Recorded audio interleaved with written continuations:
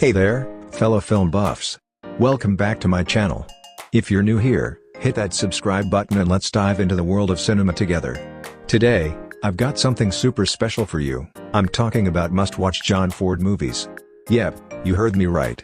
The legendary filmmaker who pretty much defined the American Western and shaped what we know as American cinema. So grab your popcorn, sit back, and let's get into it. Okay, let's start off with a bang, The Searchers. This film is like the holy grail of westerns. Released in 1956, it stars the Duke himself, John Wayne, as Ethan Edwards, a guy on a relentless mission to rescue his niece from Comanche kidnappers. This isn't just your typical cowboy shoot-'em-up. It digs deep into themes of racism, revenge, and redemption. I mean, there's this one scene where Wayne just embodies the struggle of a man consumed by hate. It's heavy, it's powerful, and I guarantee it'll stick with you long after the credits roll. Plus, that cinematography? Absolutely breathtaking. Let's go! Did I mention the landscapes? Those sweeping shots are enough to make anyone want to hop on a horse and ride off into the sunset. Next up, let's talk about my personal favorite, Stagecoach from 1939. This film not only helped establish Ford as a powerhouse director, but it also kickstarted John Wayne's career in a big way. The story revolves around a group of travelers on a perilous journey through Apache territory in a stagecoach. Each character has their own backstory, and it dives headfirst into class differences and personal struggles. And honestly, it's just so darn entertaining. Also, fun fact, Stagecoach was one of the first westerns to really focus on character development, which was kinda revolutionary at the time. If you haven't seen it, stop what you're doing and check it out.